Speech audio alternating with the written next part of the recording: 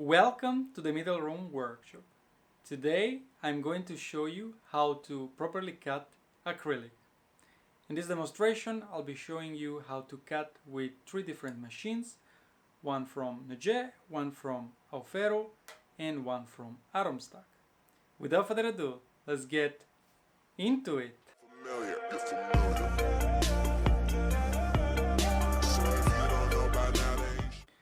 Alright, before getting into the video, I just want to emphasize some safety precaution. Aside from the safety goggles, which you must wear at all time when working with lasers, especially with lasers of these powers, when working with materials like plastic, acrylics, and some type of leather, it is recommended to be in a very well ventilated environment. So if you're down on your shop or in a garage or in a room, just open a window or a door. Just try to let the atmosphere get ventilated, Also, if you're using one of those extractor with filters and you're basically putting back the air into your room. When working with these materials, they're basically releasing some very bad stuff and they could be very harmful for your health. So you might have some health consequences with your lungs. I personally, when working with this type of materials, send the project to the machine, let it start just to double check, and then I'm leaving the room. And then before getting back, I will wait for it to stay for a while so that the natural ventilation from outside is basically cleaning the air. Alright, with this out of the way, let's get into the actual video. Now, most manufacturers claim for some cutting ability of acrylic with their machine. And this is actually true because when you pass the couple of watt optical power output mark, you are basically able to cut this kind of material. Obviously, you won't be able to go that deep into the material, but you will be able to cut some thickness of acrylic in this specific case. Now, what I found challenging working with acrylic is to get a clean job. Now, if you've been trying yourself, I'm sure that you've been noticing that when cutting acrylic, the sides that are basically parallel to some of the axes are nice and clean, they look pretty, while the side that were parallel to the other axis, they might not look as pretty. Sometimes they are jagged, sometimes they simply look terrible. And so now, why there is and how can we actually solve that? Now, there are two reasons why this is the case. The first is the material itself. When working with plastics, in this case with acrylic, this material, they undergo melting. Now, I'm sure that all of you know what is melting. Melting is the transition from solid to liquid, and I'm sure that most of you have been trying when heating up some piece of plastic, say for example with a lighter, the material will initially soften and then will start dribbling down droplets of molten plastic. And so this is actually different than working with natural materials like wood, cardboard, and cartoon. And that's because material like wood do not actually have a melting behavior, or at least we can generalize that they don't have a melting behavior. So when a certain temperature is reached, they undergo charring and combustion. And as you all know, when you are burning out wood, this is basically producing exhaust, so gases, and some uncombusted part of the wood which remains there in the form of ash. And so that's actually what you get when you're laser cutting sheets of plywood. Now, in doing so, the material is basically evaporating, and that's what you'd expect the laser to do in order to cut out from a sheet of material. Now, with plastic materials, in the other hand, because they are undergoing melting, this is actually what happens, is that as the laser passes through, it's melting the material, it's also boiling some part of the material so that basically it's evaporating and it's cutting through.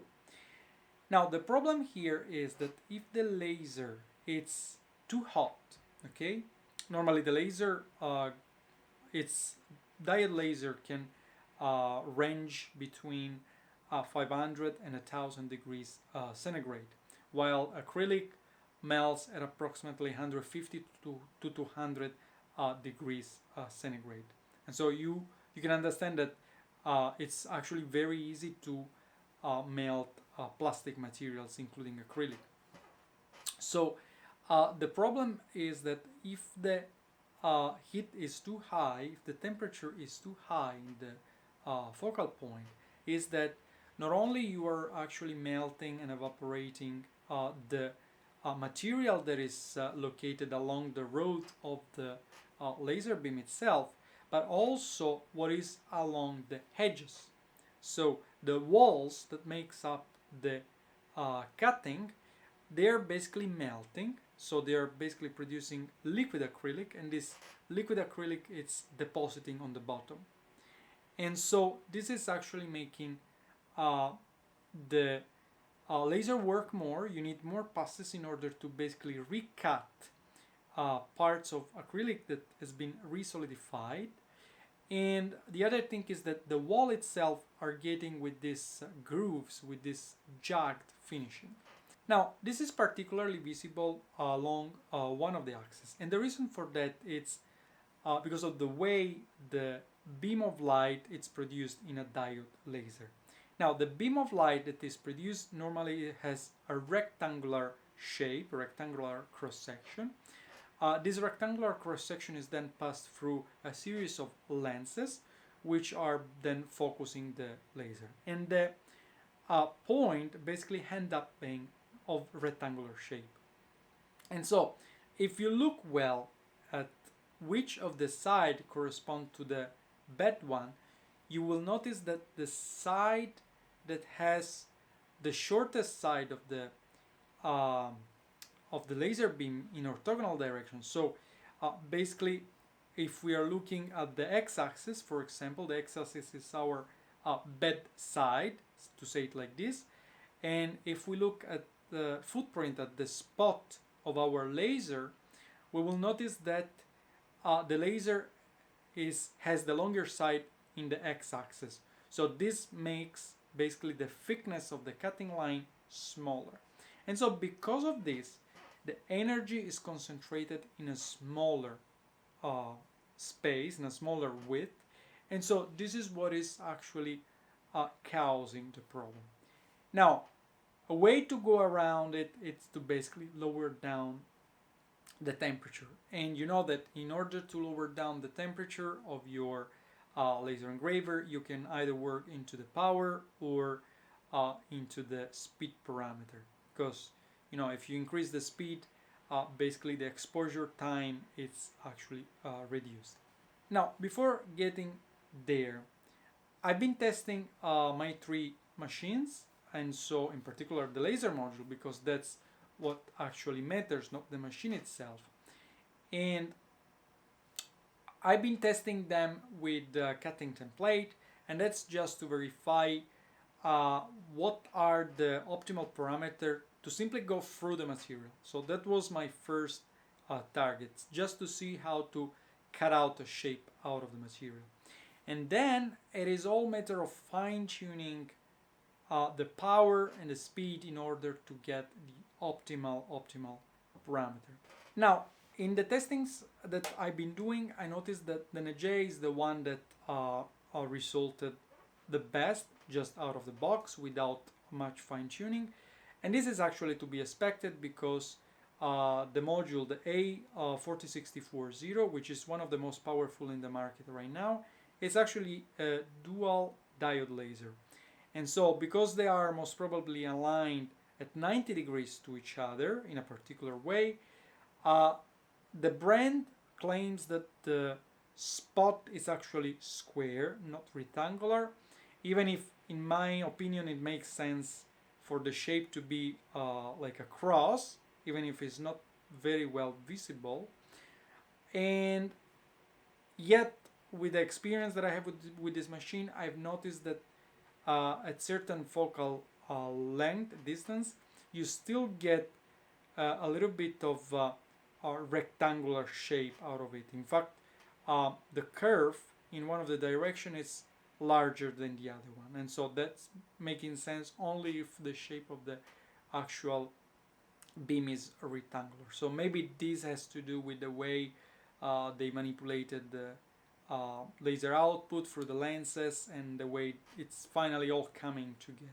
Anyway, so as you can see on the side that was parallel to the x-axis, I got, this is the bed side for all of the machine that I have. So all of the laser module, the output not very clean along the x-axis. And so as you can see, this is actually the best among the three, the Aufero LU24SF and the Atomstack M40. And so after that, I spent time and making several testing, trying to fine tune. So the first attempt was to lower down the temperature by lowering down the power and keeping the speed. The problem is that if you go too low and increasing the number of passes, you actually have a trade-off, because after a certain point you see that the things are getting worse. And so really there is lots of fine-tune there. But eventually I came out with some good, clean cutting parameter for all of the machines.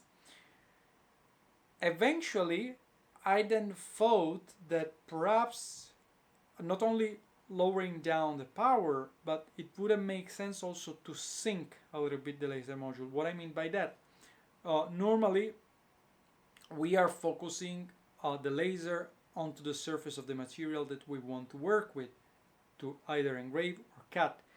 And in fact, most manufacturers, they make the life even easier. They provide a clearance plate that you apply, you just lower down the module, and you're very basically good to go.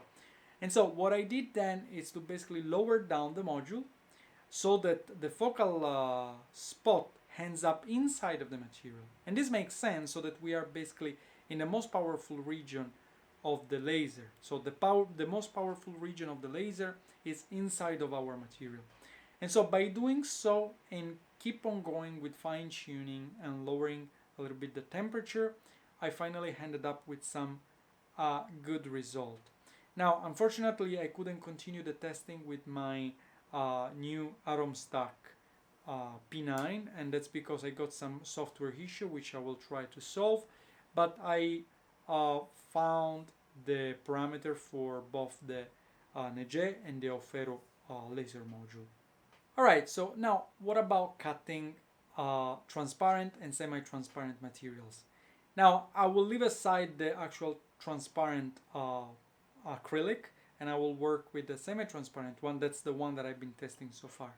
Now when working with this kind of material, the very same way I've been explaining when I spoke about how to cut, how to engrave glass. The problem with transparent and semi-transparent materials is that the light is basically passing through the material, or in other words, it's basically transmitted. Only a small percentage is being absorbed, and so only the part that is being absorbed is then converted into thermal energy and eventually doing all of the job that has to be done from the laser in order to actually engrave or cut. And so when working with semi-transparent material, where only a small percentage of the light is being absorbed, we are talking about maybe like 10, 15, 20%, 25%, it all depends from the actual color and opacity of the material. That means that in that case you will need to pass more time in order to carve out that little piece, the small layer, small height of material. Now I've been trying this a few times with my smoke color semi-transparent acrylic, and after many tests I think I ended up with something like 15 passes, something crazy. But the problem is that because of the reason that I talked at the beginning, that the material it's melting, the edges are handing up very bad, so the result is not clean at all. And so with diode laser technology, cutting semi-transparent acrylic, in my opinion, most probably there is some additional trick that can be done, but is not really feasible. So for black acrylic is okay, but for semi-transparent ones is not, unless you don't simply want to engrave it, which in that case is actually fairly simple for semi-transparent, not the transparent one. And so I have eventually also tried with lighter material. I've tried with a yellow sheet of acrylic, semi-transparent again, and there I've tried with 20 passes at 90% of the power, and eventually I didn't get through the material at all. And so this makes you understand that there is no point at all in working it out. Other than that, once you fine-tune the settings to cut through your black sheet of acrylic, the sheet of acrylic looks very nice and very good. Alright, and that's pretty much all for this video. I hope you found this video helpful. If you have any comment, leave them in the comment section below. And don't forget to subscribe to my channel if you want to see more videos like this one. Ciao for now!